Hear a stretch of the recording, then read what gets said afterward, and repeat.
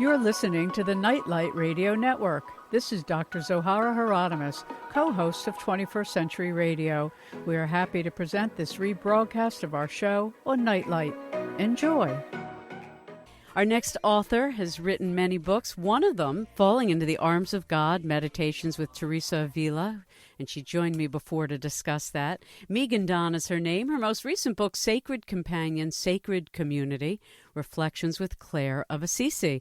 And as you're going to discover, the long-hidden teachings of Clare of Assisi help us better understand another person, better well-known perhaps, St. Francis of Assisi. Our guest, Megan Don, explores how this holy companionship teaches us about intimacy, friendship, and community. And we'll go right into that. And thank you so much, Megan, for joining us. Oh, thank you, Zoe, for having me. It's a pleasure to be back with you again. Share with us a little bit about Clare of Assisi, who she was, because perhaps our audience doesn't know about her. Sure. Clare of Assisi was the spiritual companion of St. Francis of Assisi.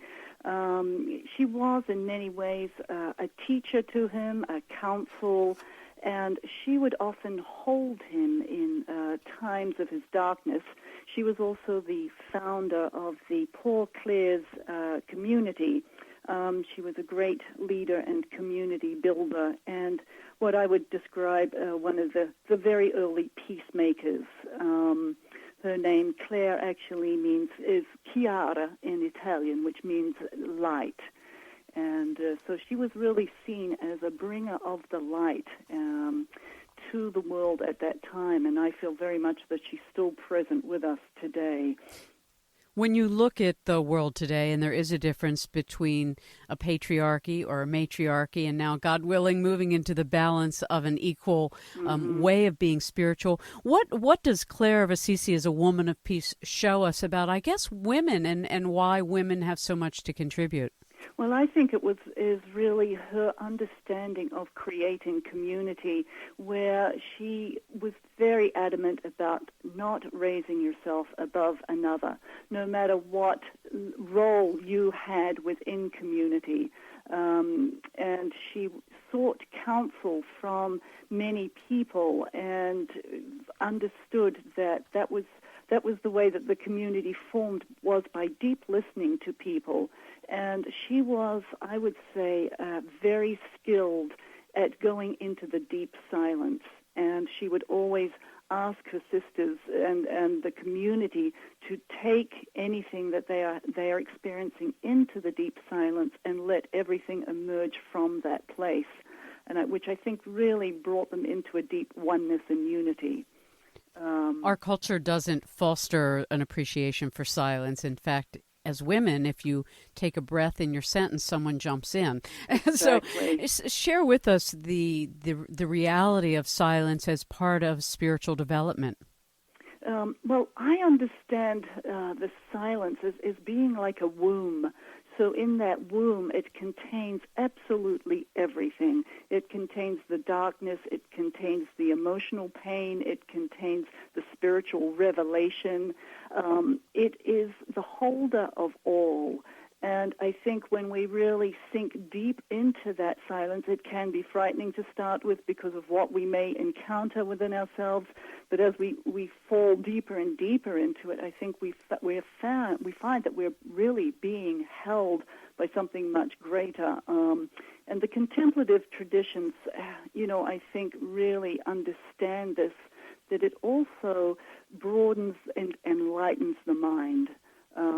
And in fact, there are some beautiful sources, the Nag Hammadi sources, which really celebrate this womb of silence and also this place of understanding that this is where true compassion actually arises from. Now, pilgrimages have a long history in the spiritual traditions of the world, and I understand you also are leading a pilgrimage to Assisi. Tell our audience about that. That's right. At the end of October, I will be taking a small group of people across to Assisi, and this is particularly, I was there last year, and I was quite astounded, actually, at the emanation of the spiritual power of Assisi. I mean, I knew it would be special, but it was far beyond my expectations. Clare and Francis are still very much alive. The holiness and the wholeness of their lives, I think, is penetrating and is being absorbed by the land, and also the people, the generation of people hold that.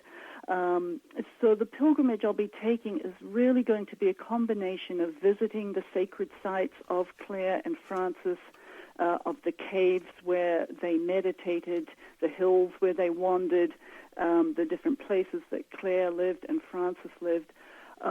And also it will be a spiritual retreat. So we ourselves will be going into the depth of that silence and opening to what Assisi has to offer. In fact, just recently I was told that many people, after coming from Assisi, are being given visions of their path in life. In fact, even the fellow who invented the polio vaccination received the inspiration for the vaccination while he was in Assisi, and I believe that this is a common occurrence for people.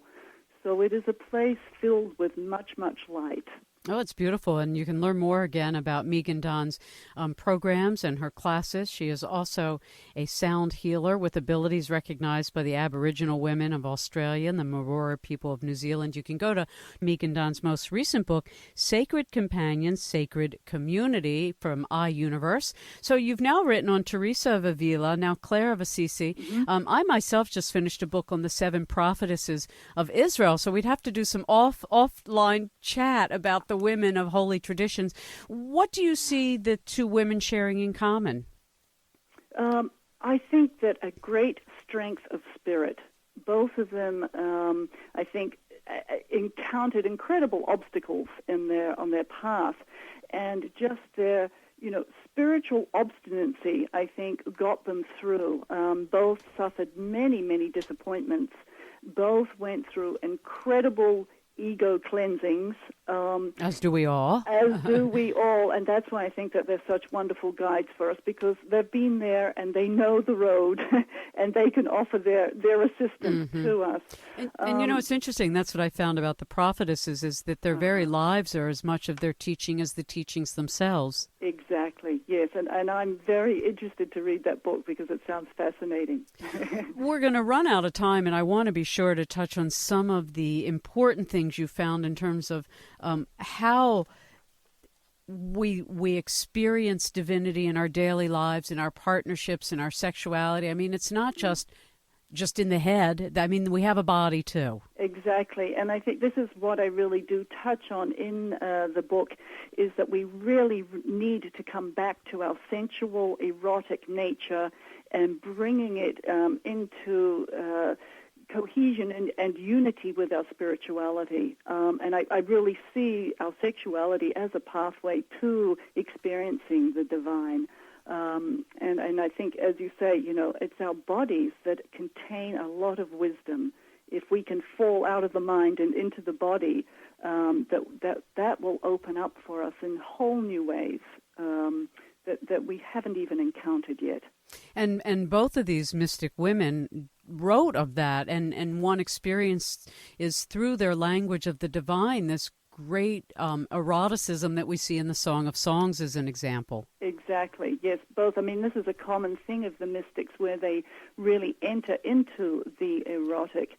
And I'm sort of the belief that I really believe, especially Clare would have been very happy to have ventured into that on a physical level, but Francis, I think, was absolutely terrified. which you do find in some of the ascetic traditions, is that it becomes so taboo that one can't even relate anymore to having a body. Exactly, yes. And I think, too, that really once women really enter into their bodies and into the sacredness of them, sometimes that can be intimidating for men, which I think it could have been for Francis. But that's what I think perhaps a gift that the women can bring is an opening also to men, so that they can join in that and find their own sensual and spiritual eroticism. When you write about these women's lives, how does it change you? Oh, it changes my life enormously. I mean, I live every word that I write, and I am taken into the depths of their teachings, and my life is constantly turned upside down and inside out because of them. And I feel incredibly blessed by that. It's just so many ways. I think my own personal intimacy level has increased enormously. My entering into community has increased. And just the whole, I guess there's a spaciousness of soul, I think would be the best way to put it. There's a much more emptying going on and a greater spaciousness to allow the grace of spirit. Oh, that's beautifully said.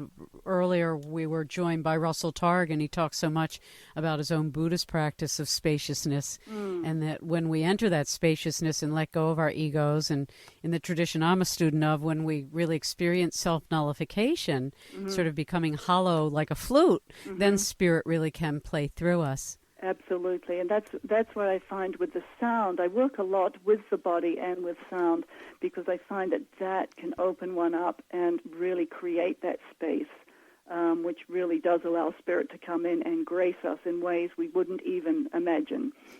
Yeah, in the Kabbalistic tradition and of the seven prophetesses and studying them, discovering that the Holy Spirit's available to any one of us at any time in any place if we can get out of the way. Well, yes. I want to thank you, Megan. I want to encourage people to follow up with you. You offer a lot of programs during the year. Megan Don's most recent book, Sacred Companion, Sacred Community, Reflections with Clare of Assisi, again an iUniverse 2008 release. And thank you so much for being with us. Great. Thank you, Zoe. That's the end of the hour. 21st Century Radio is produced by Hieronimus and Company. Our executive producer and research assistant is Laura Kortner. I'm Dr. Zohara Hieronimus, and remember, we do need more love in the world.